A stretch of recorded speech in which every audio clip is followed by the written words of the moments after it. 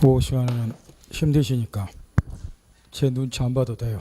정 힘드시면 잠깐 이렇게 엎드려 계셔도 되고, 그 다음에 졸음이 쏟아지면 도중에라도 밖에 나가서 커피 들고 오셔도 되고, 한 가지 것만, 전화하는 것만 좀 조심해 주고, 전화 받고 그러면 그건 안 되니까 그것만 하지 말고 자유롭게 하시라고 말이에요. 자유롭게. 도중에 왔다 갔다 해도 상관없으니까. 계약금과 관련해서 계약금은 이제 아까도 그 서두에 얘기했다시피 요게 이제 거의 10년 이상, 그 전에도 이제 많이 나왔지만 최근 10년 동안은 거의 한 해도 안 빠뜨리고 시험에 계속 나왔어요. 그래서 그 교재에 쓰였는 판례들이 거의 한 개도 안 빠뜨리고 우리 시험에 다 나왔는데, 다행스럽게 요 부분은 요 책선회가 최근 시험에 나온 판례까지 안 빠뜨리고 웬만한 시험에 나온 거는 다 수록을 해놨더란 거예요. 그래서 이제 먼저 계약금 개념을 읽어보면 되는데, 성질과 관련해서 두 가지 걸 일단 기본으로 많이 물어봐요. 먼저 이 건물에 대해서 두 사람의 매매계약 체결한다. 그 대신 이제 법에는 규정이 안 되어 있고 관행적으로 자 이게 1억짜리다. 그럼 10% 정도 1,000만 원에 상당하는 금액을 계약금이다 그래서 서로 주고받는데, 이 서로 주고받는 이것도 계약금 좀 주라 알았다. 청약 성능 합의가 되니까 계약금 계약이라고 부른단 말이에요. 그러면 이 계약금 계약에서 개념에서 일단 두 가지가 물어본대요. 첫째, 계약금 계약은 매매 계약을 전제로 성립이 되니까 전제가 되는 매매가 주된 계약, 요게 시다 버리니까 종된 계약. 따라서 계약금 계약은 매매 계약의 종된 계약이다. 이때 한 가지만 조심하자는 거. 종된 계약이라고 해서 계약금 계약이 매매 계약과 동시에 성립될 필요는 없다는 거예요. 무슨 얘기냐면 매매 계약 체결과 동시에 계약금 주고받을 필요는 없고 계약 성립 이후에 주고받아 상관이 없다 이야기고, 특히 시험에서 많이 물어보는 것이 요물 계약이다 요약인데, 또 계약의 종류를 다 잊어버린가 모르겠지만 청약 승낙 당사자 의사표시 합치만 있으면 성립되는 계약을 우리가 승낙을 낙자를 써서 낙성계약을 하고, 여기 요물계약은 양 당사자 의사표시 합치 이외에 물건의 인도 등이 있어야 성립하는 계약을 우리가 요물계약을 해요. 따라서 여기지 계약금 계약이 요물계약이기 때문에 이 매도인이 계약금 1,000만 원 주라, 매수인이 알았다. 승낙 의사표시만 있어가지고는 계약금 계약이 성립이 안 되고, 그러면 이제 낙성계약이 돼버려. 여기다가 플러스 물건의 인도 등이 있어야 되니까 1,000만 원이라고는 금전의 인도가 있어야지, 지급이 있어야지 비로소 계약금 계약이 성립이 된다는 거. 따라서 계약금 계약은 요물계약이다. 이게 자초도 많이 모르고, 그래서 이제 나오게 된 판례가 뭐냐 그러면은 이런 거라고 말이요. 지금 계약금이 지금 원래대로 하면은 1,000만 원을 주고받기로 했는데, 자 계약금 주라 알았다. 의사표시 합치만 있거나 전혀 지금 계약금이 지급이 안 됐다는 거, 또는 계약금의 일부만 지급이 됐다. 그러면 계약금 계약은 요물계약이기 때문에 계약금 계약이 성립이 안 된 거라고 말이야. 그러면 이따가 바로 뒤에 나오고 우리가 시간 중에 여러 번 써보다시피 우리 민법에서는 특약이 없으면 계약금은 해약금으로 추정한다, 이렇게 규정이 되어 있어요. 이게 이제 바로 뒤에도 또 나오지만 565조 1항이라고, 따라 특약이 없으면 이제 계약금은 해약금으로 추정이 되니까 계약을 해지할 수 있는 권리를 보유하는 계약금이다. 그러면 따라서 여러분이 잘 알다시피 얘는 계약금 2배 돌려주고 계약을 해지할 수 있고, 얘는 계약금 포기하고 계약을 해지를 하고, 이런 계약금을 해약금이라고 부른다 그 말이에요. 그러면 지금 이 사례의 경우에 계약금 계약은 요물계약으로 했어요. 그런데 아직 매수인이 계약금 전부를 의사표시 합치만 있고 지급을 안 했어요. 또는 일부만 지급을 했다는 거예요. 그러면 요물계약의 특성상 현재 상태에서는 계약금 계약이 성립이 안 됐기 때문에 565조 1항 이 규정도 적용이 안 된다고, 더 이상 계약금으로서 효력이 발생이 안 되기 때문에 이 단계에서는 얘가 2배 돌려주고 계약해야지 안 된다가, 이거는 안 된다는 거. 이 판례를 물어본 것이 그 밑에 세 줄짜리 판례가, 계약금 계약은 금전기타 유가물의 교부를 요건을 하므로 요물계약이다 그 이야기야. 단지 계약금을 지급하기로 약정만 한 단계 또는 한 단계 더 나가서 일부만 지급한 단계, 이때는 계약금 계약이 성립이 안 됐다는 거예요. 그러니 계약금으로서 효력이 발생이 안 되기 때문에 565조 1항에서 해약금에 대한 해제도 못합니다 그 이야기예요. 이 판례가. 그런데 이게 이제 몇 번 우리 시험에 나왔다고. 그런데 얘는 이제 판례는 다 써놨어. 최근 판례가 중요한 거는. 그 이제 또 판례를 이해를 잘 못하다 보니까 428페이지 넘겨보세요. 뒤쪽에다 이제 최근에 시험에 나온 판례 써놨는데 제일 위에 보면 계약금 후 일부만 지급된 경우 계약 해제 됐나요? 요 판례하고 이제 연결이 돼서 이거 비교를 좀 해봐야 되는데 거기서는 지금 뭐라고 되어 있냐 그러면 계약금 후 일부만 지급된 경우 수령자가 매도를 말하겠죠. 매매계약을 해지할 수 있다고 하더라도 이 말이 들어가 있죠. 자 잠깐 7번 보세요. 지금 원래는 이제 방금 앞에서 가르친 이 판례가 이제 우리 시험에 집중 나왔어. 이게 원칙이기 때문에 계약금과 요물 계약이다. 따라서 계약금을 지급할 때 약정만 했고 전부 또는 일부를 지급하지 아니했다. 그러면 계약금 계약이 성립이 안 됐다. 그러면 계약금으로서 효력이 발생이 안 되니까 565조 1항에 의해서 해약금만 해제도 안 된다. 이게 이제 기본 원칙이라는 거예요. 그런데 거기 지금 뒤쪽에 428페이지 있는 판례는 어떤 사건이냐 그러면은 얘가 이제 예를 들어서 원래 계약금이 1,000만 원인데 얘가 이제 계약금 명목으로 지금 100만 원만 지급을 한 거예요. 주로 어떨 때 이런 일이 벌이냐 그러면 중개업자가 수수료를 받기 위해서 우리 법에는 이 가계약이라고 하는 것이 전혀 규정이 안 돼 있어요. 가계약이라고 한 게. 그런데 실무에서 중개업자들이 빨리 거래 성사시켜 수수료 받을 요람으로 요 가계약이라는 걸 체결하도록 유도를 많이 한단 말. 그때는 뭐라 하던가요? 계약금이 1,000원이가 1,000달러가 딱 50만 원만 딱 요만큼만 눈꽃만치만 주고 가계약 체결하자고 이리 꼬신다 그 말이요. 그런 거 많이 있죠. 해서 이제 벌어진 사건인데 여기 원래 계약금이 1,000만 원인데 극히 일부 100만 원만 딱 지급을 한 거예요. 그러면 원래대로 하면은 계약금과 묘물계약이니까 아까 앞쪽에 판례하면 계약금 계약이 성립이 안 됐다고. 그러면 이 매도인은 계약금 2배 돌려주고 원천적으로 해지할 수 없는 거예요. 여기 앞에 판례라고. 근데 이 경우에 이 자석이 엄청나게 우긴 거예요.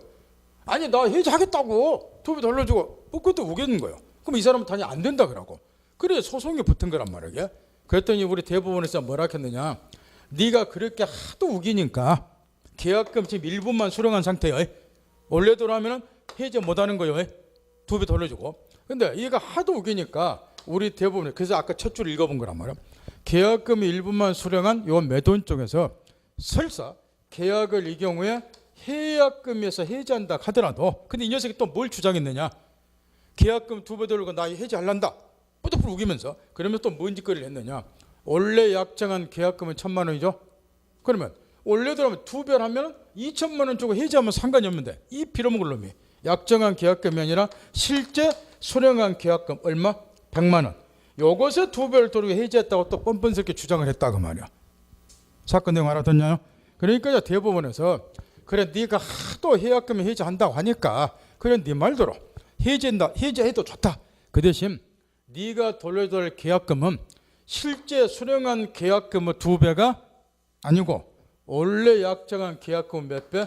2배를 돌려 해지하는 것이다. 이런 판례요. 여기까지 출제가 됐다고. 엄청난 차이가 있죠. 이게 주로 가계약 때문에 벌어진 일이에요. 이게. 그래서 최근에 그 428 제일 위에 판례가 나와서 첫 번째 줄을 유념해서 살펴라고 말이에요. 아직도 원칙은 425페 씌어 있는 판례가 기본 원칙이고 그럼에도 불구하고 이런 경우에 매도인 수령자가 끝끝내 해약금의 해제를 하겠다고 주장을 하게 되면은 실제 수령받은 계약금은 배액이 아니라 원래 약정한 계약금의 2배를 돌려줘야지 계약을 해지할 수 있다. 그 이야기예요. 이 새끼 진짜 나쁜 새끼라고 이거. 욕 안 할 수가 없는 게 나쁜 새끼가. 이렇게 해버리면 이 계약이 무슨 의미가 있냐 그 말이요. 요 가계약의 경우 전부 요거 2배 돌리고 해지한다고 하면은 제대로 성사될 계약이 없죠 이게. 나쁜 새끼라고 말이야. 모르고 말이야 법관이 뒤에다 욕했을 거야. 나쁜 새끼 가려 걸고 닫고 해가지고. 법관도 그 열받을 때가 있는 거야. 그다음 다시 앞으로 돌려서 계약금의 종류를 또 이해를 칼같이 해야 되는데 요 계약금이 문제가 쉬운 것 같으면서도 왜냐 판례가 이제 계속 반복해서 똑같은 말이 나오기 때문에 쉬운 것 같으면서 의외로 맞춘 사람이 드물다는 거예요. 계약금의 종류는 작용에 따라서 세 가지로 구별해요. 어떤 계약금이든 일단 증약금으로 성질을 가져. 무슨 얘기냐면 계약금을 1,000만 원 지급했다 이 말은 이 계약이 성립됐으니까 계약금을 주었겠죠. 이 계약금을 ገብ였다는 것은 매매 계약이 성립됐다는 것을 증명하는 역할을 한다. 이런 계약금을 증약금. 따라서 어떤 계약금이든 최소한도로 증약금으로 성질은 다 갖는다. 딱 한 번 나왔어요. 그 다음에 두 번째 위약 계약금. 위약 계약금. 요거는 이제 먼저 이 용어를 잘 보라는 거예요. 그래야 안 틀린다고. 이 위약 계약금에서 쉬운 거를 틀린 사람이 의외로 많다고. 위약이란 말은 우리말로 번역하면 참모자가 채무 이행 안 했다. 그걸 위약이라 그러겠죠. 따라서 위약 계약금이 두 종류가 있어요. 대신 채무 불이행이 전제됐다는 걸 용어에서 캐치를 하셔야 돼. 위약. 약속 어겼다 그 말은 채무 이행 안 했다 그 이야기요.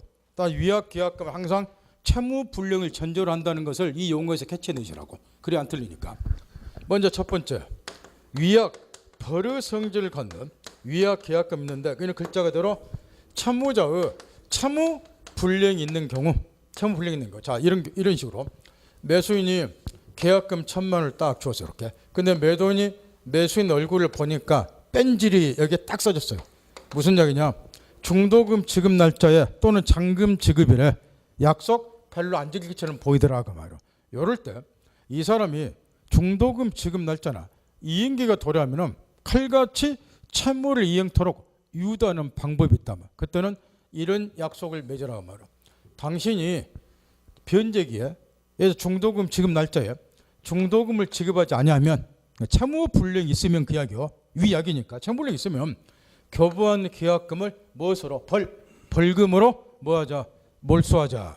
이런 약정을 맺는 계약금을 위약 버릇 성질 갖는 위약 계약금 그래요. 그러면 실제로 얘가 중도금 지급 날짜 중도금 지급 안 했다 채무 불이행. 그럼 이 약속에 따라서 얘가 교부한 계약금은 벌금으로 몰수해 가고 그 다음에 요건 특징이 이거는 벌금으로 채무 불이행이 있을 때 벌금으로 계약금을 벌금으로 몰수하는 거니까 별도로 몰수하고 플러스 채무 불이행이 있으니까 위법행위죠.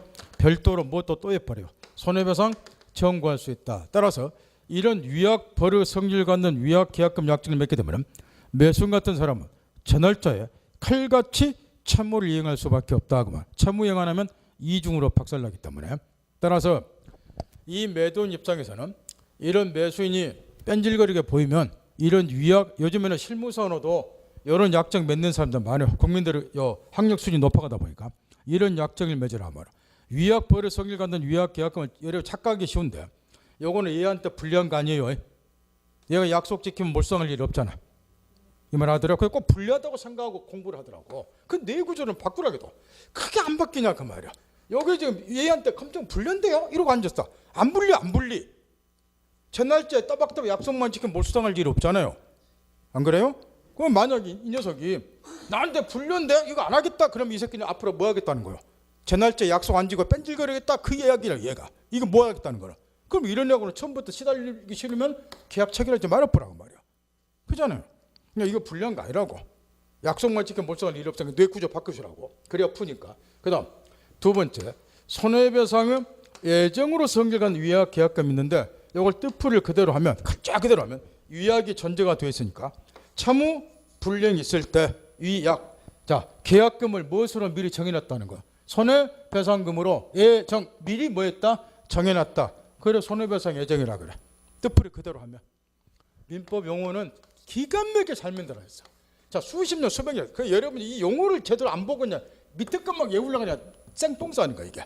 이 용어 보면서 유추하시란 말. 위약 채무 불이행 있을 때 계약금을 무엇으로 미리 정해놨다? 손해배상금으로 미리 정해놨다. 그래서 손해배상 예정. 위에는 뭐이고 벌금으로 가져간다 해서 위약 버리고. 따라서 요 경우 이제 밑에 거는 요럴 때 이제 유용하게 써먹는 건데 또 예를 들어서 얘가 채무를 이행 안 한다. 중도금 지급 날짜에. 그러면 위법행위니까 매도인 쪽에서는 채무 불이행이나 손해배상 청구를 할 건데 이 손해배상 청구를 하면 불법행위로부터 발생한 손해배상 청구도 마찬가지고 채무 불이행으로부터 발생한 손해배상 청구도 마찬가지고 이자의 채무 불이행으로 해서 나에게 얼마 손해가 발생됐는가 손해 발생을 산정해서 입증을 해야 돼요.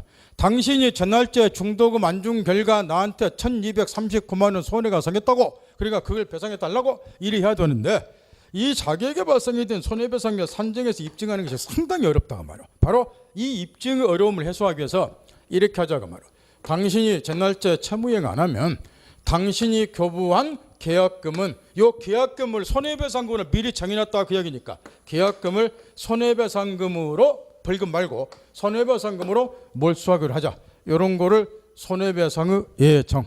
따라서 이 계약금을 손해배상금으로 미리 정해놨기 때문에 채무불이행이 있으면은 얘는 자기에게 얼마 손해가 발생되는가 입증할 필요도 없이 계약금을 손해배상금으로 몰수해가는 거야. 따라서 여기 밑에 거는 위에 거 전혀 달라요.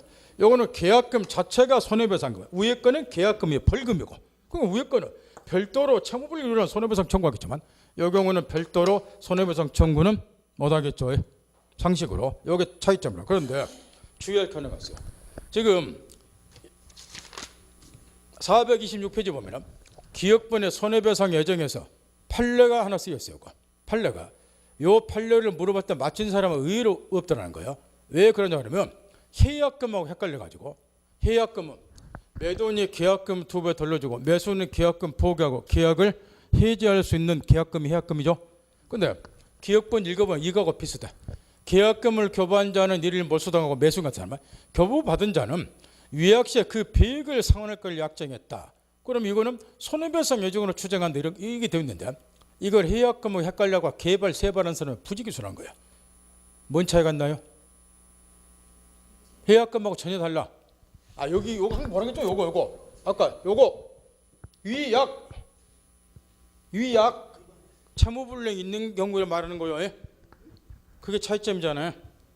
해약금은 채무불이익과 관계 그러지 없이 부담시 해지하고 싶을 때 2배 돌려주고 포기하고 해지하는 거고, 이건 항상 이게 전제가 되었다니까. 채무불이익이 위약이란 말을 항상 염두에 두라고. 채무불이익 있을 때 이걸 전제하고 있다. 그러니까 기업부는 채무불이익의 경우 여기다 먼데란 치셔야 돼. 그래 안 틀리는 거야. 세 줄을 다 찍으니까 찍 하고 틀리는 거야 이게. 채무불이익 그 단어만 먼데란 쳐야지 공부 잘하는 사람이라 그 말이야 이게. 그게 해약금하고 틀리는 거예요. 알아듣나요? 진짜 틀리지 마세요 이거. 또 물으면 또 틀린 사람은 부지기수야. 그 다음 밑으로 내려가서 1번 판례, 이것도 자주 물어보는데 다시 여기 보세요. 지금 이제 세 번째 해약금이 나오는데 우리 법은 565조 1항에 계약금은 특약이 없으면 해약금으로 추정한다. 요리 되어 있어요. 따라서 여기 두 번째 위약 계약금이 되려면은 반드시 이게 핵심이에요. 이에 관한 특약이 있어야 돼요. 계약금을 위약금으로 하자는 당사자에 뭐가 있어야 된다? 특약이 있어야 위약 계약금이 된다고. 특약이 없으면 해약금으로 추정이 됩니까? 따라서 이런 위약 계약금 약정이 없으면 일반 원칙에 따라서 손해배상 청구하는 거예요. 예를 들어서 얘가 중도금 지분나죠. 중도금 지분했다. 채무불량. 그럼 이자의 채무불량으로 해서 나에게 얼마 손해가 발생이 됐는가 산정액을 산정해서 손해배상 산정해서 입증을 해야지 손해배상 청구를 하는 것이지, 특약도 없는데 교부한 계약금을 손해배상금으로 몰수한다든가 이럴 수는 없습니다. 그 이야기예요. 그래서 그 1번 판례도 자주 물어보니까 애우지는 말고. 그 다음 특약이 없으면 해약금이 아니라 해제가 되니까 565조 1항 우측에 눈 돌리세요. 이 경우는 이제 여러분 전공이니까 특약이 없으면 해약금에서 해제를 하니까 매도인은 이제 계약금 2배 돌려주고 매수인이 이제 계약금 포기하고 해제할 수 있다. 지금 이 이야기일 건데, 먼저 565조 1항에 보면 언제까지 해제가 가능한 게 아니고 제한을 좀 받죠. 당사자 일방이 이행에 착수할 때까지. 해서 이제 동그라미 니은번에 이행에 착수한다는 걸 언제를 말하는가? 다음 둘 중에 하나. 첫째, 채무자가 자기의 채무 이행행위 일부에 착수한다. 매수인 같으면 대금 지급 채무를 부담하니까 계약금 교부하고 이어서 중도금 지급하면 자기의 대금 지급 채무 일부 이행에 착수한 걸로 볼 수 있겠죠. 그게 판례 입장. 딱 이행에 착수했고, 매도인 같았으면 목적물을 인도한다. 그럼 본격적으로 자기 채무 이행에 착수했다고 볼 수 있고, 또는 이행을 하는데 필요한 전쟁을 하는 경우 매수인 쪽에서 잔대금을 계약금 주고 바로 잔대금을 지급을 예를 들어서 약속을 했는데 잔대금을 지급하기 위해서 매도인에게 내가 잔대금 지급해서 준비도 안 했으니까 당신도 나하고 등기 절차 밖에서 관할 등기소에 동행을 하자, 촉구를 한다. 이런 게 대표적으로 이행의 착수. 이때 동그라미 디귿번 판례. 여기 이제 판례 중에서 가장 많이 종료 출제된 판례가 디귿번 판례인데 이걸 묻는 거예요. 지금 이 경우 이제 매수인 쪽에서 계약금을 딱 교부를 하고 그 다음에 중도금을 지급을 했어요. 그럼 매수인 쪽에서는 이미 이행에 착수했겠죠. 전형적인 우리 판례가 이 중도금 지급 시점을 채무 일부 이행에 착수했다고 보니까, 그러면 돈 말할 것도 없어요. 매도인은 더 이상 계약금 2배 돌려주고 해제를 못해요. 그런데 이때 이미 이행에 착수한 매수인 자기 쪽에서 상대방 매도인이 이행에 착수하기 전이라 그래서 자기는 이행에 착수해놓고 상대방이 이행에 착수하기 전이라 그래서 자기 쪽에서 계약금 포기하고 해지할 수 있습니까? 이걸 물어보는 판례인데 얘는 지금 결론만 써놨다고 말이야. 얘가 상대방이 이행 착수하기 전이라서 계약금 포기하고 해지할 수 없다고 자기 놓고만 써줬죠. 그런데 이유를 또 따로 시험에서 물어본다면 왜 이렇게? 그거는 지금 일방이 이행에 착수할 때까지 계약을 해지할 수 없다. 565조 1항에 이렇게 되어 있어요. 이때 묻고자 하는 것은 이 판례는 요걸 묻고 있는 거.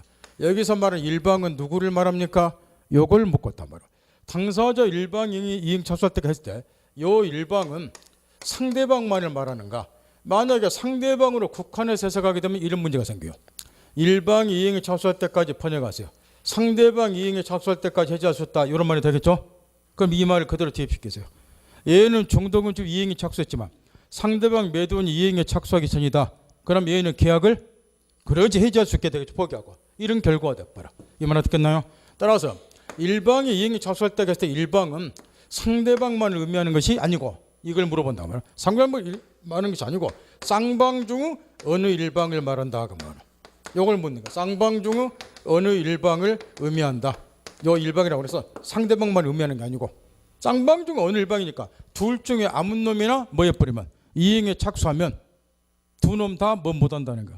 계약 해제 뭐한다. 그런 의미로 본단 말이야. 요 일방 이행 착수할 때 일방은 상대방만 의미하는 게 아니고 잘 고르시라고. 여기 써온 결론은 누구나 다 맞춰. 공부 좀 한 사람 같으면 이 판례가 여기 계약금 판례 그중에 제일 많이 나왔다 다 알아요. 그건 네 번 판례가. 근데 이유 물어보면 빵점짜리 수들어가니까 내 구조 지금 딱 철근 공군대 박은 거 깨부수고 침해 전조니까 깨부수고 자유롭게 사고하라는 거. 상대방만 의미하는 게 아니고 쌍방 중 어느 일방을 의미한다. 정확히 이렇게. 그다음 그 밑에 이제 어디 갔냐? 네 1번. 요 판례도 자주 물어보는 판례인데 이거는 사례로 냈을 때 틀린 사람이 부직이 있었는데 갑자기 사례를 내버려 이 판례를 모르는 사람은 없을 건데 이게 이제 이런 경우 2000년대 노무현 정권일 때 옛날 지금부터 10몇 년 전에 서울 수도권에서 아파트값이 일주일에 몇 천만 원씩 올라간 그 시절에 분쟁이 하도 많이 생겨서 이 판례가 나왔던 건데 아파트 매매를 했다 해서 이 사람이 이제 계약금을 3천을 주어놨다 이렇게. 근데 계약 철한 이후에 하루가 멀다가 몇 천씩 아파트값이 막 올라간 거야. 그래서 매도인이 중개업자에게 요구한 사건인데 중개업자에게 이야기를 했어요. 아니 계약 철한 이후 하루가 다르게 막 아파트값 오르니까 나 3억 이 금액은 아파트 못 팔겠다. 그럼 못 팔기 싫으면 얘는 2배 돌려주고 해지하면 돼요. 그냥 비런 볼놈이 2배 돌려주니까 최소 3천만 원 손해를 본단 말이야. 그러니까 중개업자한테 이제 꼬장을 부는 거야. 매매대금 좀 올리자고. 얘 가서 이야기를 한 거예요. 지금 계약 철한이면 몇 천이 올랐으니까 매매대금 한 3억 5천 원 올리자. 이 사람이 승복 안 하죠. 뭐하러 5천 올리자. 그럼 뭐하러 처음에 3억에 매매하냐고. 이 나쁜 새끼지. 해서 이제 이 사람이 노하고 그 다음에 생각을 한 거예요. 아파트값이 계속 올라가니까 좀 지나면 얘가 계약금 2배 돌려주고라도 계약을 해지하려고 나한테 달라올 것이다. 예상을 다 했어요.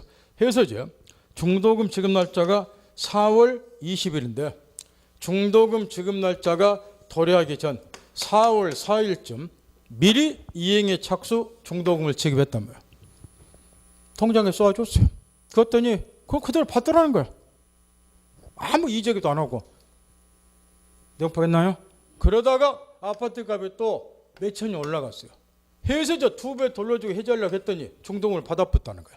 그래서 매도인이 요구한 게 이거였어요.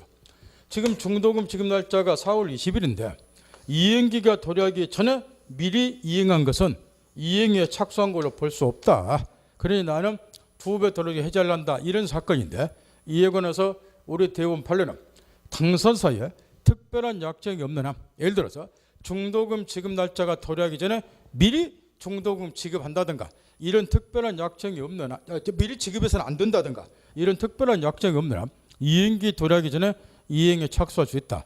따라서 이 경우에 매도인은 더 이상 계약금 2배 돌려주고 해지할 수 없다. 이런 판례. 따라서 이런 불상사를 미연에 방지하려면 아파트가 계속 오른다. 그러면은 미리 특약을 맺으라는 거죠. 이행기 도래하기 전에 절대 뭐 해서는 안 된다고. 그래 중도금 지급서 안 된다고. 이행기 착수 안 된다고. 그다음 그 밑에 이제 색칠한 부분은 판례에서 1번 판례가 또 자주 언급을 하는 판례인데 그 1번 그 두 줄짜리 판례가 요거는 이제 뭘 묻는 판례냐 그러면은 이 이행의 착수와 관련해서 요거는 이제 계약금 주고 중도금 지급을 상량하고 바로 이제 매수인이 잔대금을 지급하려 약속한 사건인데 계약금 주고 이제 바로 잔대금 지급하기로. 근데 이 사람이 잔대금 지급 날짜 잔대금 지급 안 하길래 매도인이 이행을 최고하고 잔대금 지급하라고 그래도 이행 안 하길래 잔대금을 지급해달라는 소송을 제기했어요. 누가요? 매도인 쪽에서 이렇게. 그러면 이렇게 잔대금을 지급해달라고 소송 제기한 것이 이행에 착수한 거냐 이걸 묻고 있는데 매도인 쪽에서 소 제기한 것이 매도인 쪽에서 이행에 착수한 걸로 볼 수 있냐 이야기야. 만약 이 소 제기한 것이 이행에 착수한 걸로 해당이 되면 매수인은 더 이상 계약금 포기하고 계약 해지를 못하겠죠. 그런데 이행에 착수는 아까 뭐라 그랬나요? 상대방이 이행 청구하는 것이 이행 착수가 아니고 자기 쪽에서 뭐 해야 돼? 자기 쪽에서 차무 일부 이행에 착수를 해야죠. 근데 요거는 자기 쪽에서 차무 일부 이행에 착수한 게 아니라 상대방에게 이행하라고 청구한 거잖아. 이렇게. 잔대금이 청구했으니까. 그러니까 이거는 뭐가 아닌 거야. 이행 착수가 아니다가 말이야. 그러니까 매수인은 결론. 판례는 지금 여기까지만 딱 써놨는데 결론 따라서 매수인은 결론 계약금을 뭐하고 포기하고 여전히 계약을 해지할 수 있다. 이 사건이라고 말이야.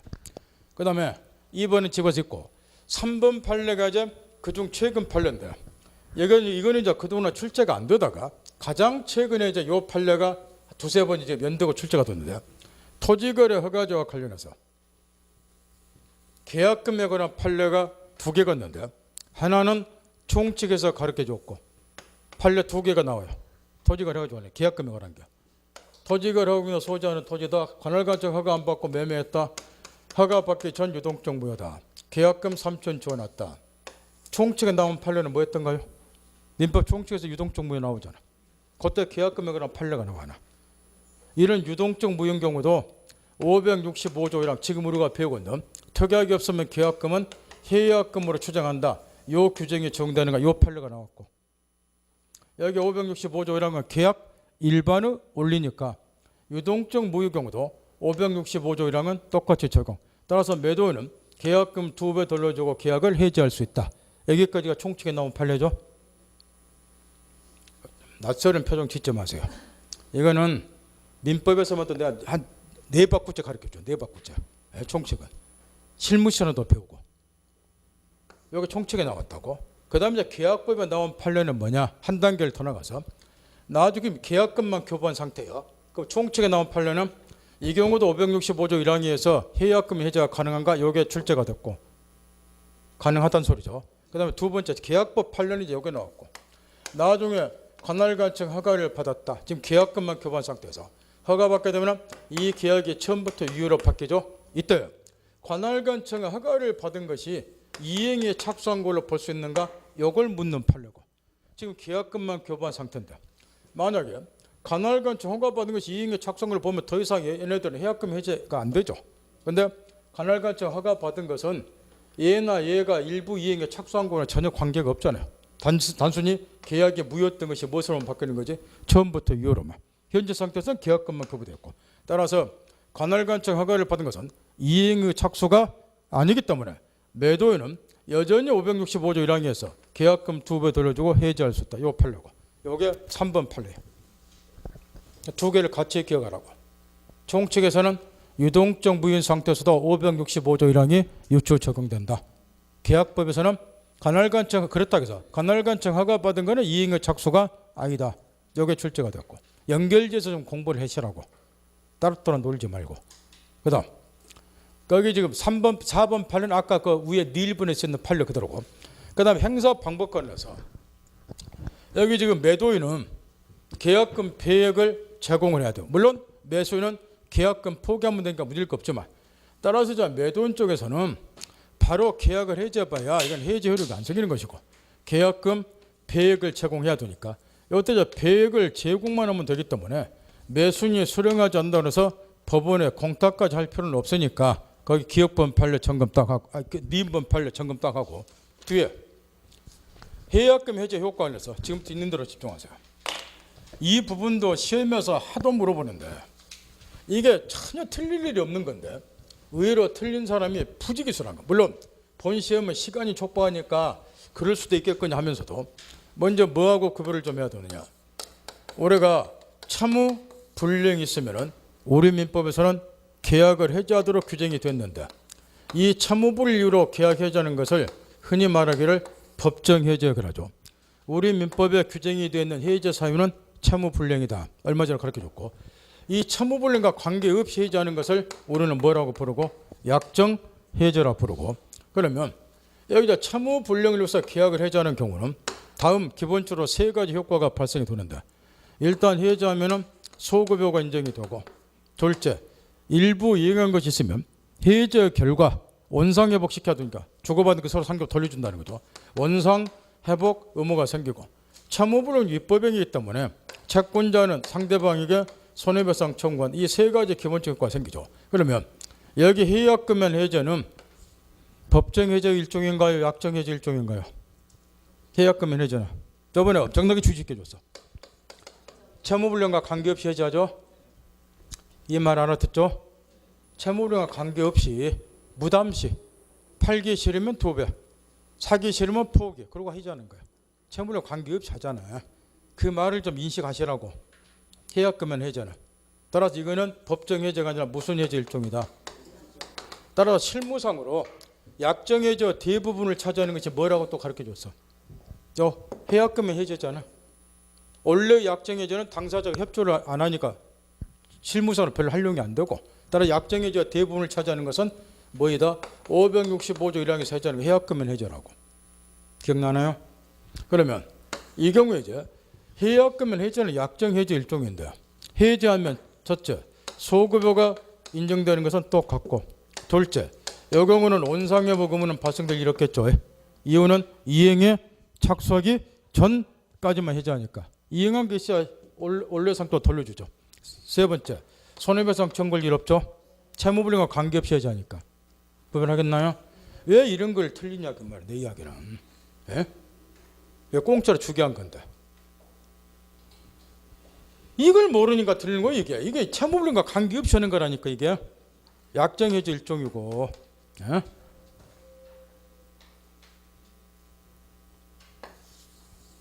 생각 좀 하면서 하세요. 생각 좀. 딱 여기 이제 차이인데 여기서 또 조심할 게 있다고요. 요즘에 계속 물어본 것이 뭐냐 그러면은 여기까지 합격권을 드리면 맞춰 이걸 틀려갖고 합격하기는 힘들어 사실은. 뭐를 많이 물어보냐 그러면은 맨날 이걸 가르쳐 줬다고. 지금 해제는 크게 법정 해제가 있고 약정 해제가 있는데 양자는 서로 배치가는 게 아니라 평존해요. 그게 요즘 시험에 하도 물어보니까 갖고 놓으시라 그러는데 무슨 얘기냐 그러면은 얘가 지금 계약금을 3천만 원 딱 교부를 해놨어요. 그러면 계약금을 교부했다 그래서 꼭 해약금면 해제만 하는 것이 아니라는 거죠. 뭐 또 가능하다? 채무불량이 있으면 법정이 또 가능한 거야. 얘가 계약금 줬는데 중도금 지금부터 중도금 안 주더라? 그러면 채무불량이잖아. 그럼 얘는 해약금면 해제하면 이거 또라이잖아요. 2배 돌려주고 해제하면 미친놈이잖아. 이때는 그냥 뭐 하면 되지? 그러지. 채무불량으로 해제하고 손해배상 청구하는 게 낫지. 계약금 받다 2배 돌려주고 해제할게요. 당신은 중도금 안 줘서 아따 그래요. 나 2배 주고 해제할거. 미친놈 아니야. 아무리 돈 남아더라도. 이때는 채무불량으로 해제하면 되겠죠.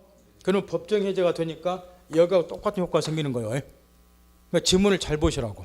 그 다음 또 한 가지. 여기까지가 이제 565조랑 해약금면 해제. 요걸 이제 쭉 공부한 건데 또 이런 걸 가르쳐 줬어요. 이 약정 해제가 왜 실무상으로 별로 활용이 안 되냐. 이 계약의 이행을 확보할 수 없다는 점에서 해제해버리면 까당이 되니까. 그러면 이런 경우가 있다고 가르쳐 줘요. 이것도 하도 물어본다고 그러는데 시험에서 실무에서 써먹게 두고 지금 나는 이 아파트를 반드시 매입을 하고 싶다 그 말이야. 근데 계약금만 교부한 상태 같으면 얘가 2배 돌려주고 또 언제든지 해제를 해본단 말이야. 이렇게. 그럼 내가 매입을 뭐 한다고? 그러면 얘가 해약금면 해제를 못하도록 미리 못 줄여버리면 되지 않겠냐 그 말이야. 그죠? 확실히 매입하고 싶으면 해서 당사자가 뭐 하게 되면은 계약금이 해약금의 성질을 갖지 않는 것으로 특약을 맺으면 해약금면 해제는 못하는 거예요. 이걸 하도 물어봐. 거기 좀 해약금 해제 효과에서 동그라미 디귿번에 한 줄을 써놨는데 565조는 강행규정에 아무 일일비전 특약은 유의하도록 써놨는데 이게 그 이야기라고. 당사자가 계약금, 해약금의 성질을 갖지 않는 걸로 특약 맺으면 해약금의 해제는 안 된다고 말이야. 이런 특약을 미리 맺으라고 말이야. 시험에서도 하도 물어보지만 실무에서 써먹게 되니까. 그 다음 계약 비용 부담 집에서 있고 매매계약 효력. 매도는 저상권 이주는 부담하고 매수는 대금좀 부담하니까 이 부분 집에서 있고 뭐 시험에 특별히 중요한 거 없으니까. 그 다음에 431페이지 담보책임 펴보세요. 지금부터 정신 바짝 차려야 돼요. 지금 민법에서 민사특별법을 뺀 순수한 민법 시험 범위 내에서 가장 많이 출제가 되는 것이 담보책임이에요. 담보책임에서 해년마다 한 문제 내에 두 문제, 최근에 막 두 문제씩 나오고 있는데 담보책임 부분에서만. 따라서 매매에서는 계약금하고 담보책임에서 압도로 출제가 돼. 그 중에서 기출문제를 한 번에 보신 분 알겠지만 출제 비중이 가장 높은 것이 우리 민법 전반을 통틀어서 담보책임이라는 거. 막 두 문제씩 나오기 때문에. 따라서 담보책임은 출제만 놓고 보면은 공부를 엄청 해야 되는데 문제가 하나 있다는 거예요. 이게 몇 가지 유형으로 나뉘어요. 공부한 사람 아까요. 유형으로 나누는데 요거를 대책 없이 이게 중요하다는 걸 아니까 대책 없이 외운 사람이 있어요. 이 책도 지금 그 박스를 만들어 놨는데 저기 441페이지 보면 박스가 있어요. 있죠? 440 빨리빨리 찾으세요. 바쁘니까. 이 박스를 외운 사람이 있다고 말이야. 요거를 실제로 우리 수강생 외운 사람이 있었어요. 근데 이해를 보세요. 얼마나 정신 사납냐고 말이야. 예? 근데 이걸 외우더라는 거야. 그렇게 외우지 마라 그래도. 예? 이거 외워봐도 요즘에는 문제를 못 풀어요. 왜? 사례가 많이 나오고 판례가 나오기 때문에. 설사 이걸 외워서 맞춘다고 어차피 시험은 떨어져. 이걸 외우는데 세월을 다 보냈기 때문에. 그게 다 두 문제라고. 그럼 다른 걸 그만큼 못하는 거야. 사람 능력이 한계가 있기 때문에. 그래서 하지 말라는 거야. 외워도 100% 만나는 보장도 없고 외워봐도 10% 정도밖에 안 돼. 많지는 보장이. 요즘 시험에서는. 외우지 마세요. 그 시험 지금도 제가 설명한 걸 듣고 상식적인 합격권을 들어가서 이거 상식으로 다 풀어요. 담보책임 나오면 너무나 좋아요. 상식으로 풀면 되니까. 설명 듣고 상식으로 여러분도 푸는 것이 가능하다 하면은 이 부분에 투자를 하고 제가 이렇게 상식적인 수준을 가르쳐 들어도 야, 네 상식과 내 상식은 너무 차이가 많이 나버려. 아, 이거 게임이 안 줄어들어야 이런 분이 있을 거란 말이야. 그러면 과감히 제껴버려 말이야. 그 박스 외우지 말고 담보책임 제껴버려 말이야. 이 시간에 내가 할 수 있는 부분, 그 쉬운 거 거기다 투자하시란 말이야. 어차피 시험은 60만 넘기면 되니까. 어려운 거 한 문제 푸나 단단씩 푸는 2.5 배당이 똑같아요. 나 이거 무지하게 불만이 많은 사람인데 다른 예를 들어서 사법고시나 수능 같으면은 배점이 달라. 그건 알죠? 어려운 거 풀면은 뭐 4점, 사법고시도 그래. 그 다음에 쉬운 거 풀면 2점 이런다고. 그러니까 어려운 거 풀면은 나름 의미가 있어. 단답식 몇 개 푸는 효과가 있으니까. 근데 중개사는 안 그래. 똑같이 배점 2.5라고. 그럼 어떤 게 나아요? 짤막하고 시간 한 걸로 풀어서 60 넘기는 낫잖아요. 그러니까 그런 차원에서 오늘 절대평가니까 그런 차원에서 접근을 하라고 말이야. 안 되면서 남들이 중요하다고 하고 있으니까 같이 똥구멍 찌직 앉아서 왜 하고 계시면 본인만 손해라고 이거. 제껴불자고 말이야. 그 대신 지금도 하는 말 잘 들어야 돼요. 상식으로 풀기 위해서 민법에서 가장 기본적인 상식 몇 가지를 지금부터 다시 떠올리자고 말이야. 야, 개념은 지금 이런 거라고. 담보책임은 매매는 가장 설명드려야 돼요. 이따가 책 보면 지식으로 설명을 드려야 되거나 그 설명 듣고도 나는 도대체가 몰상식이다. 그럼 제껴버려야 되니까 그 설명 듣고 아 상식적인 거구나 그럼 하시고. 매매는 유상계약이야. 유상계약은 양당사 모두 대가적 의미 있는 재산을 주는 게 유상계약이라고. 또 특징은 급부하고 반대급부 사이에 대가관계 유지가 돼야 된다. 이게 유상계약 특징이야. 예를 들어서 이 건물에 대해서 매매덕에 1억 원을 매매했다. 그럼 얘는 소유권 이전, 대금 지급, 양자 재산 출원 이게 이코르가 되어야 된다. 이코르가 된다 그 말은 이 건물 값어치가 1억 원 값어치가 나가야 된다 그 이야기야. 근데 이 사람이 1억 원 주겠다는 것은 건물에 하자가 없이 완전한 건물한 걸 전제로서 1억 원 주겠다고 약속을 했겠죠. 그래야 이코르가 되냐. 근데 인도받고 보니까 목적물에 하자가 있다면 벽에 막 균열도 방구들도 꺼지고 그럼 이게 1억 원짜리 못 가는 거예요 이렇게. 그럼에도 불구하고 반대급부에서 1억 원을 지급하게 되면은 급부하고 반대급사 대가관계 유지가 안 되는 거야. 이코르가 안 된다고. 쉽게 말하면 얘가 더 이득을 보는 셈이 돼본다고.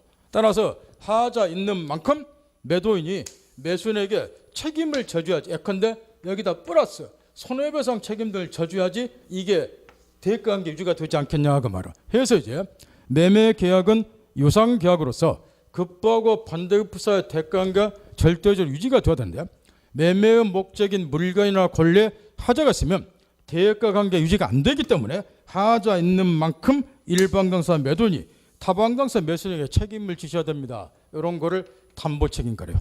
매매 목적인 물건이나 권리 하자가 있으면 그 하자다 책임을 지셔야 됩니다. 이게 담보 책임이라고. 그런데 이 담보 책임이 유형별로 나누어졌는데 이걸 암기 안 하고 이제 상식으로 풀려면은 민법의 기초를 몇 가지 지금부터 공부를 다시 해야 된다고. 선의 악의는 다 알죠. 근데 아는 게 아니라는 거예요. 선의는 글자 그대로 어떤 사정을 모르는 거라고. 이건 알고 있는 거이고 꼭 이대로 사고하라고.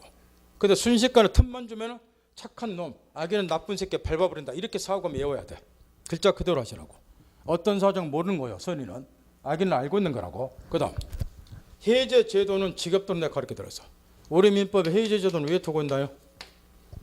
또 뭐 채무불량 때문에 이런 촌수는 대답하지 말고 해제는 계약은 유효하게 성립이 됐는데 어떤 사정으로 인해서 계약의 목적을 여기 핵심 포인트 달성할 수 그래서 여기 핵심이야. 달성할 수 없는 사정이 생겼을 때 계약의 목적을 달성 뭐 하는데 계약을 그대로 유효하게 존속할 필요가 없으니까 계약이 처음부터 철대냐 원래성도 되돌리기 위해서 해제를 두고 있다고. 목적 달성을 할 수 없는 가장 지형적인 것이 뭐가 있으니까 채무 불량이니까 채무 불량 있으면 해제하라고 법에 규정을 해놓은 거이고 채무 불량 어떻게 하면 이건 촌놈이야 촌놈. 목적 달성 할 수 없을 때 그럼 뒤집으세요. 계약의 목적을 달성할 수 없대 해제하는 거예요.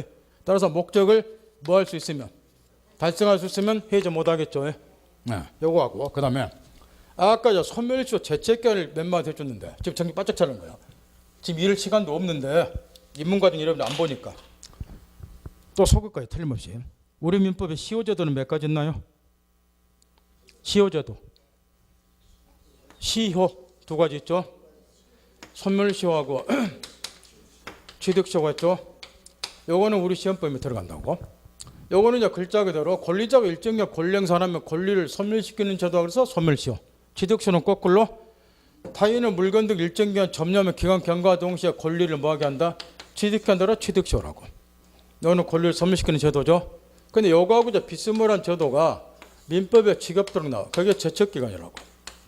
따라서 소멸시효나 제척기간에 일정 기간의 경과로 인해서 권리를 소멸시키는 제도라는 점에서 양자가 똑같다고. 이 말 알아듣겠죠? 근데 이제 양자가 몇 가지 중요한 차이가 있다고. 그게 뭐냐 그러면 일단은 제도 취지가 달라. 제도 취지가. 소멸시효는 이런 취지라고. 지금 제일 쉬운 우리 실무사로 가장 비밀하고 발생되는 얘가 을에게 1,000만 원을 빌려줬다. 빌려준 날짜가 2010년 1월 10일이다. 이걸 갚기로 한 날이 2012년 3월 20일이다. 그럼 이행기가 도래하면 얘가 이제 권리 행사가 가능해요. 1,000만 원 갚으라고. 이처럼 권리자가 권리를 행사할 수 있음에도 불구하고 따라 시효는 언제부터 진행이 돼요? 이거 자주 물어봐. 이행기 도래한 때부터 시효가 진행이 되죠? 이때부터 시험은 아니고 이때부터 권리를 행사할 수 있어야 되니까. 시험에 몇 번 나왔잖아요. 따라서 권리자가 권리를 행사할 수 있음에도 불구하고 일정 기간 권리를 행사할 수 있는 때로부터 시효가 진행이 되는 거라고.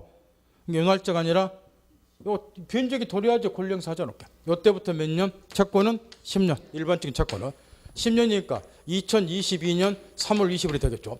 요 기간이 경과하게 되면은 기간 경과 동시에 이 권리가 소멸되니까 돈 안 갚아도 된다. 이게 소멸시효라고. 그러면 소멸시효는 왜 두고 있느냐? 얘가 권리를 행사할 수 있어요. 근데 권리 행사 안 하고 게으름을 피니까 이런 저 권리는 보여줄 필요가 없다는 거야. 그래서 이런 말 들어봤을까? 언론에 자주 보도가 되니까 권리 위에 참자는 저 권리는 뭐 해줄 필요가 없다. 보여줄 필요가 없다. 이런 취지에서 인정되는 것이 소멸시효. 그래서 저 거꾸로 뒤집어서 시효가 완성되기 전에 권리자가 뭐 하기만 하면 권리 행사를 하기만 하면 9년쯤 됐을 때 대여금 반환 청구 소송 제기했다. 전형적인 권리 행사. 그럼 이 권리 소멸시키면 안 되잖아. 논리학적으로. 따라서 이때는 뭐가 돼? 소멸시효가 중단이 되잖아. 권리 행사를 하면. 그럼 이미 진행했던 시효기는 다 무효로 돌아가고 다시 처음부터 새로운 시효가 진행 하루부터 또 10년 연락해야지 저 권리는 소멸되니까 시효가 완성되기 전에 권리자가 적정 시점에서 권리 행사를 하기만 하면 소멸시효 제도 취지로 밀어볼 때 당의 권리는 시효가 중단되니까 소멸하지 아니한다. 이걸 최근에 여러 번 가르쳐 줬다고. 이게 소멸시효 제도예요. 근데 제척기간은 제도 취지가 완전히 다르다고. 여기 제척기간은 제도 취지가 불확실한 법률관계를 조속히 확정시킬 필요성 때문에 두고 있는 것이 민법 제척기간 제도라고. 불확실한 법률관계를 조속히 확정시킬 필요성 때문에. 예를 들어서 이런 것들, 우리가 총칙에서 이걸 공부를 했다고. 취소를. 이 갑이 의류 사기강박에서 건물 매매를 했다. 사기강박에서. 그러면 갑은 사기강박은 110조 1항에서 취소사유니까 얘가 취소권을 갖게 되어 이렇게. 근데 취소권은 전형적인 형성권이라고. 형성권의 특징은 뭐냐? 권리자가 일방적으로 의사표시하면 법률관계 변동이 생겨. 따라서 얘가 취소권 행사할 때는 일방적으로 취소하겠다 의사표시하면 계약이 취소가 되고 소유권 넘어갔다 찾아온다고. 얘 협조는 전혀 필요가 없어. 이런 걸 형성권이라 그랬게. 그 지금 거꾸로 얘가 취소하냐 마냐는 건 또 이자의 자유라고. 그러면 답 나왔다고 말이야. 자, 취소하냐 마냐는 것은 이자의 자유다. 취소권은 무슨 권리다? 형성권이다. 그러니까 얘가 일방적으로 의사표시하면 되니까 얘 의사는 개 무시가 된다고 말이야. 그러면 이자의 취소 여하에 따라서 취소하면 처음부터 무효, 취소 안 하면 유효. 그러면 얘는 소유자가 될 수도 있고 못 될 수도 있으니까 불안정한 취에 놓인다. 이걸 엄청 주의시켜줬어요. 따라서 이런 취소권 같은 것은 형성권이기 때문에 논리 필연적으로 법률관계 자체를 뭐하게 만들어버리냐? 불확실하게. 이걸 언제나 방치하면 안 되니까 이걸 빨리 확정을 지으려면 얘가 취소하냐 만약에 확정을 지으려면 이 권리 존속권을 제한할 필요가 있단 말이야. 그래서 민법 146조에 그래서 이 146조가 시험에 그렇게만 나오는 거야. 취소권은 제한을 받죠. 법률행위 한 날로부터 10년, 추진합도 3년. 요 기간 내에 취소권 행사하라. 요 기간이 경과하면 더 이상 뭐 못한다? 취소 못한다. 그러면 이 매매 계약은 유효로 확정이 되잖아. 이처럼 불확실한 법률관계를 조속히 확정시킬 필요성 때문에 당의 권리 존속기한을 제한하고자 두는 것이 무슨 권리다? 제척기간이야. 제척기간. 따라서 아까 이야기에서 가르치는 것처럼 소멸시효는 제도 취지를 물어볼 때 중단제도가 인정이 되지만 제척기간은 중단제도가 인정이 안 된다 그 말이야. 왜 그럴 것 같나요? 취지를 물어볼 때 불확실한 법률관계를 뭐 해야 돼? 조속히 확정을 지어야 된다고. 그러니까 중단제도를 덮으면 이 기간이 다시 늘어지는 거야. 그러니까 중단제도가 있을 수가 없는 거야. 이걸 어디에나 있다? 소멸시효 제도나. 그 다음에 여기 이제 소멸시효는 아까 얘기한 것처럼 당사자가 이런 거 소송이 붙었다. 그러면 당사자가 주장 입증을 해야 돼. 변론 인정에 따라서 뭘 입증해야 되느냐? 채무자 같으면 재판장, 채권자 갑이요. 이때부터 지금 10년간 전혀 권리 행사한 적이 없어요. 그러니까 시효가 완성이 돼서 권리가 소멸이 됐다고요. 이 시효가 완성이 됐는가 여부에 나서 당사자가 주장 입증을 해야 돼요. 근데 제척권은 취지가 아까 뭐라 그랬어요? 불확실한 법률관계를 조속히 확정될 필요성 때문에 제척을 두니까 제척기간은 도가란 말이 팔려면 지났는가 여부, 도가 여부를 당사자가 맡겨두면 또 하세월이라고. 법도 모르는 사람들이 재판장 어떻게 하면 짜증나. 따라서 도가 여부는 조속히 확정돼야 되니까 법원이 뭐하라. 이렇게 되어 있어. 판례 읽으면 항상 이 말이 나와.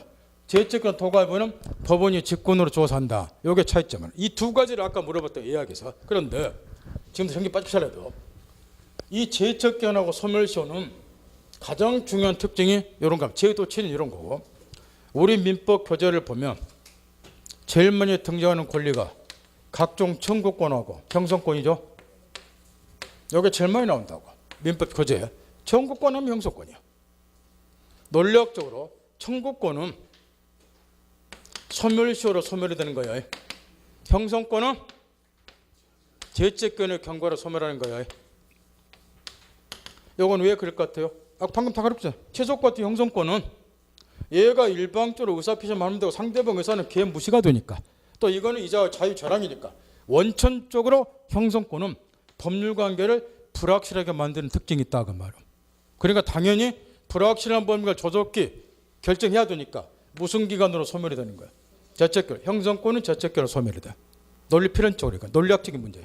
청구권은 소멸시효 이렇게. 그런데 여기서 이제 이물질이 하나가 있어요.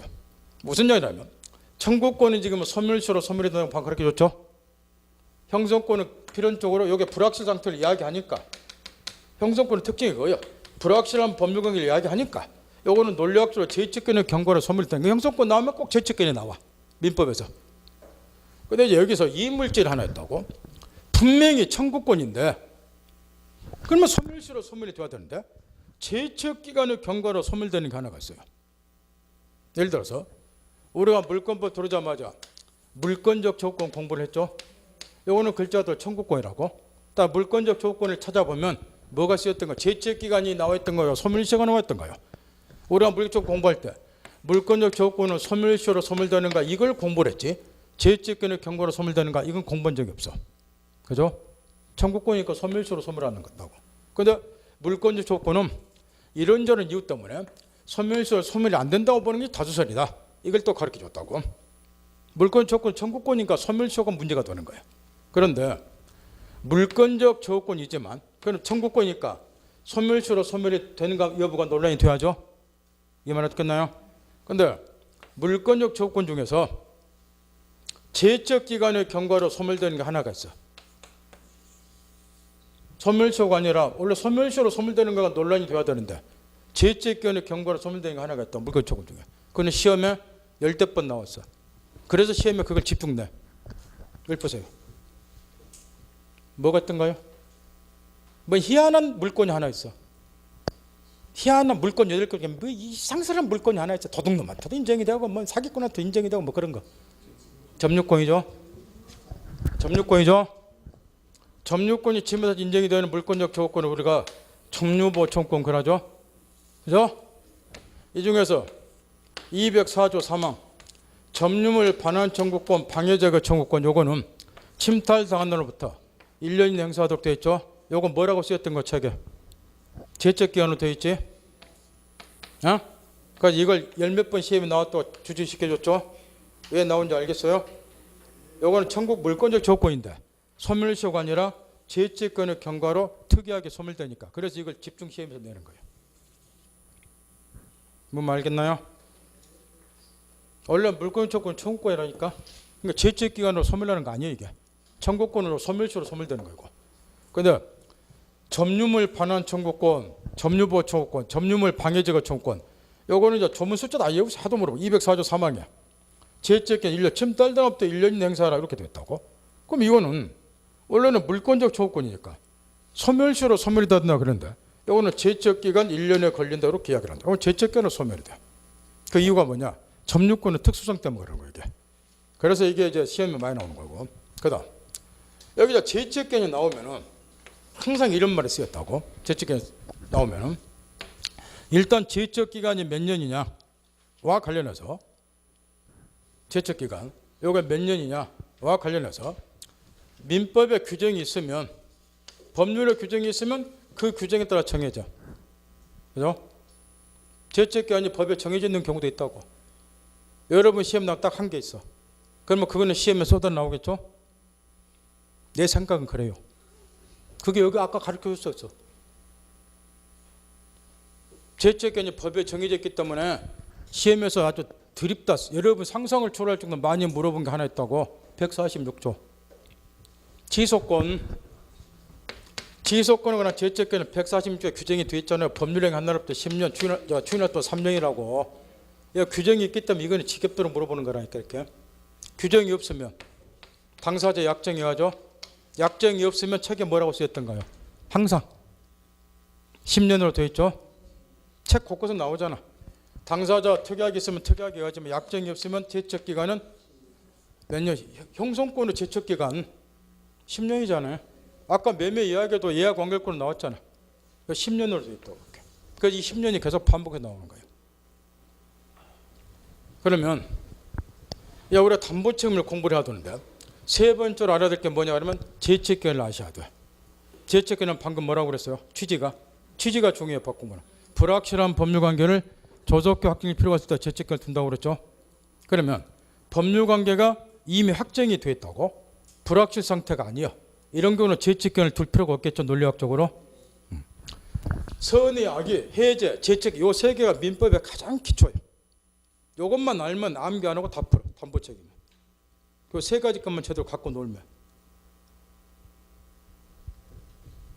집에 가서 시효제도는 이렇게 두 개가 있다. 그 다음에 소멸시효하고 비스무리한 제척기간이 있다. 일정견의 경과로 권리소멸권 제도가 두 가지가 있는데 제도 취지가 다르다. 요거는 불확실한 범위가 조속 확정의 필요성 때문에 두기 때문에 논리 필연적으로 형성권한 권리가 죄책권의 경고로 소멸된다. 형성권은 권리자 일방적 의사표시면서 변동이 생기니까 불확실 상태를 이야기할 수밖에 없다. 그래서 논리를 딱 풀으려고 그렇게. 그런다 이러이러한 예외가 있다. 이러이러 된다 이렇게.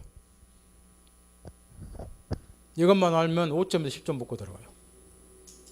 이걸 알고 민법 책을 읽어보라고 말해요.